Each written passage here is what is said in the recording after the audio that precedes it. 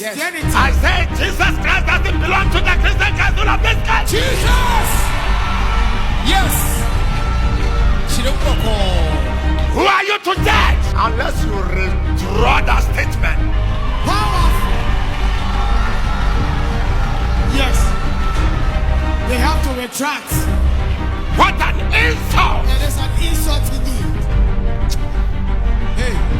Bibisa opani Adom say wonim bibi document bi a ye fa no boneless ritual ana wo a wutie me say wonim a ye fa document bi boneless ritual sa kasa na maka no sa no Google a wo sa beka no sese a boneless ritual na boneless ritual no omo ensem bi a ya omo eka omo recite sa recitation no no ekodu ba bi a wo say I am an angel of Afro forest sana ewo boneless ritual no mu na brebi yete say opani kan sa asem no ewo na sori dem enti bi so opani Adom Kyei Duah say adan boneless ritual no eka Christianity ho ana the o Kristo ni a wo hwe me hwe yie na hwe ba bi a wo de wo nan esi Bible ne say enye obi a oka Yesu na ye beje no na sabe enye obi ofre no Kristo ni bia no oyi Kristo ni ni a oye eja no apede na sabe ode ne will ana ne na apede ehye eja na se ye kase obi de na apede ahye na eja na se bi se nia ebesi bia no medan eja no.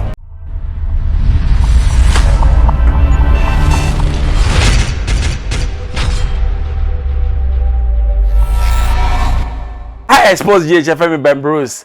Unsubscribe and patch subscribe no be sunya bi. Adom Kyei still on any brother Asiamah of Church of Christ. You are brother Asiamah ebisan questions bi. Na question na wabisa no ehu. Question no bisa no amam ye ma hyeme. Na mpese wo kotie ba e ba ma church omu yie yen kotie mra. My next question. Me bisa opani Adom say wonim bibi document bi a ye fa no boneless ritual ana wo a wutie me say wonnim a ye fa document bi boneless ritual sa kasa na maka no sa no Google a wo sa beka no sese a boneless ritual na boneless ritual no omo ensem bi a ya omo eka omo recite sa recitation no no ekodu ba bia wo say I am an angel of Afro forest sana ewo boneless ritual no mu na brebi yete say opani kan sa asem no ewo na sori dem enti bi so opani Adom Kyei Duah say adan boneless ritual no eka Christianity ho ana mente sa asem na se sa okay sa boneless ritual no document ni enyina ensema ya research ni nyina oduru ba bi a wo se fa ahonhom a ewo ewiase nyina hyame nan ase tieni yo fa ahonhom a ewo wiase nyina hyame nan ase in the boneless ritual no I am an angel of blah blah blah blah blah ewo mu no ensi yo ensema wo mu no bi no opani Adom so aka kire say honhom bi ani ho bayiye bi ani ho enti simple question ne say I am an angel of blah blah blah bia ebre bi wo kan aye no were you quoting from the boneless ritual or not? I am an angel. How can a human being be an angel is my next question. Aso abo for ho for onipa so be say I am an angel no eno no etwetwe aso kakra e wo kwan bi so na se wo google boneless ritual no a e wo wow phone so a obeka kira wo say boneless ritual no e yade bi a occult group bi amo United Kingdom e na ye no tell me bi say papa say eno no wo quote no ana the answer is yes or no. I'm not insinuating anything. But obi obe Google boneless ritual bia no be kiro ne source ba bia efre ene nkrofo a omo yes ade no. What's in your car no? Mebacho unnim sa society we ya.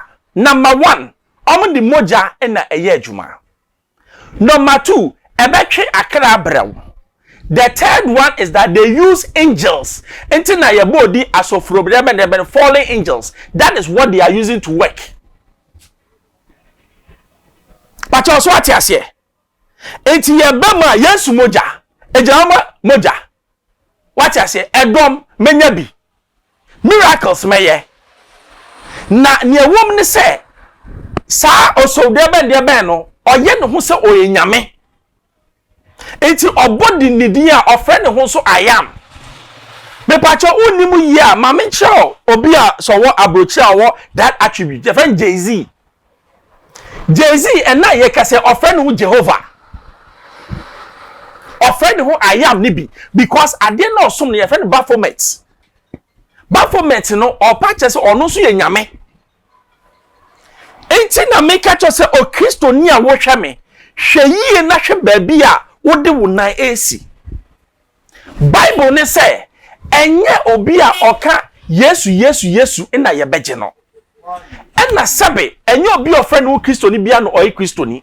Kristo ni a oye eja no apede na sabe ode ne will ana ne na apede ehye eja na se. Ye kasa obi de na apede ahye na eja na se bi se nia ebesi bia no medan eja no. Me mo ade afufuro di na me nka se ade ne se me mo ni di nchro because ewiase na ye wo no ade bia beyi ne ho adi a efi Nyankopon no onka se bomidin oyi ne ho adi no oba be kire ne Nyankopon aka kire no so meka kire ye hwe Bible ni mu a time a angel Gabriel eba we ho no Mary ho no oba o se mi fi Nyankopon a owosoro edi mu na me di we ade Gabriel. Angel Michael, there was one time or appear to Obi, or could not see there be and could to me, could to only the Most High. Every angel of God, or any angel, no, or ma Obi and Kotono. On can't also say Bombi Ding because only to me or one a fee a jano ho. Eti bibio baby or yes a jano ebenya and you yam. Na media in sorry bebria bano. Omo asofo ni pe omo ani onyam esi Nyankopon because niam a etai ekira omo de ye asore no emfi Nyankopon ho emfi Nyankopon ba ku say na when na Christian council omo se ye ntena ho na nkwasi asem se enkoso ena omo to bi ma ya papa adum che se ensem na wo keka no ye humu yie na reply so adum che de mom no ye gotie mra. I said Jesus Christ doesn't belong to the Christian council of this country. Jesus. Yes. Chirumboko. Who are you to judge? Unless you withdraw that statement. Powerful. Yes. They have to retract. What an insult! It is an insult indeed. Hey, Jesus. Yes. But I was well equipped before I came.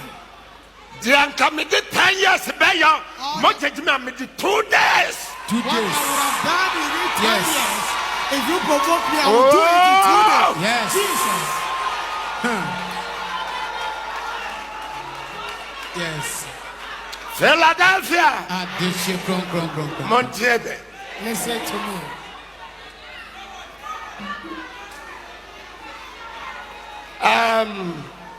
Montiebe. Ghana. Ghana.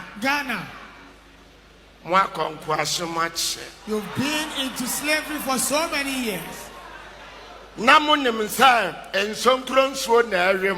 thought you were being infested or fed on by bed bugs. Christianity in Ghana did not help you. The church or Christianity in Ghana did not help you. It brought division between you and your families. And they took you captive and slave. They destroyed your character. And then for you to now have if you respect for the enemy. It's for the church. Bible so said the word no nane. Yes. Sorry, na sa ma hwa so wonyame anem. Uchire wo yere, uchire wo ma, uchire ma me ne nyina na yo sofo adawro ma. Oh. Eja ya sorry ni. Eja sorry ni. Yes. So for all the insolence against the elderly in the nation, emanates from the church. When the pastor told me that, hallelujah, maternal family. Next week, maybe a sorry Sunday kwa TV. Obi obabedia dance bia, mommy san na sorry ofre mo. Powerful. Yes, Lord. Yes. Hey. Yes. Yes. So next week, TV. Yes. Anyone who comes to bear testimony, ask them the church they attend, the church from where they came. Yes.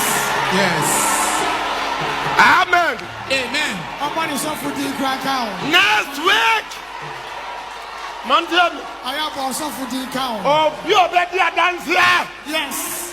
Oh, Baba was holiday. Jesus. Oh, Dubra now.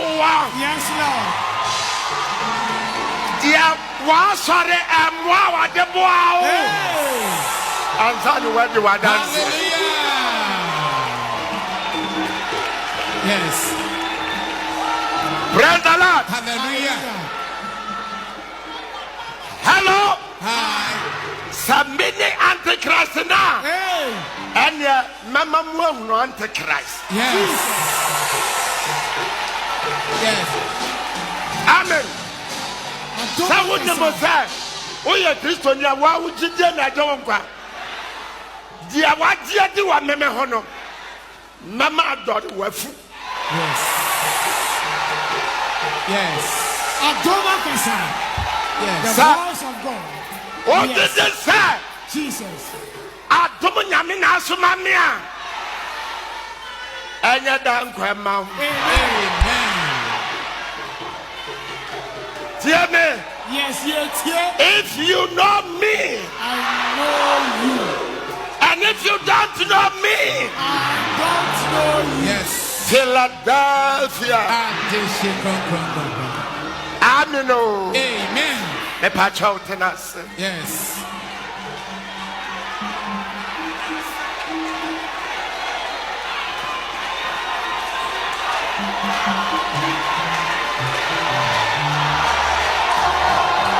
Yes. Yes. You know me. I know. Wagotiaba. When na make us into Christian castle, where are they? And then now my bite. Papa is started say oye nyame ache. Enyo no nko nkofo bebre omo teaching false. Nkofo bebre teachings no enyi for Bible no baby but they have been allowed to preach. Hwe de bia make say ewiase won the ignorance na we Ghana no serious. Even the educated bebre adwene nya adwuma. It's here betna ho na obi aye in the name of religion no wakeka niam bia ensisi ani na Bible no enko baby dia ene ya na ye wo books bebre o Bible nim but in their wisdom any niam a no pese what God should stand for into ye sa books ni fi mu eti ko kan outside books na wo de ba na ka chem say we are Christian but you believe those books are then you are not a Christian. Because we a Christiania or say Bible no enyi bi mfim ensa fa bi nhyem na na de ba ne sen na sofo a yaba ye gira ho ne ye preach a niema ye de hye Bible ni mu ye deadly obi kra say Nyankopon ye alien Yesu ye alien ye say Anunnaki bi na obaye. This is not bogus mentality. Now we a Christiania Bible no na say o follow Bible no it contains everything you need.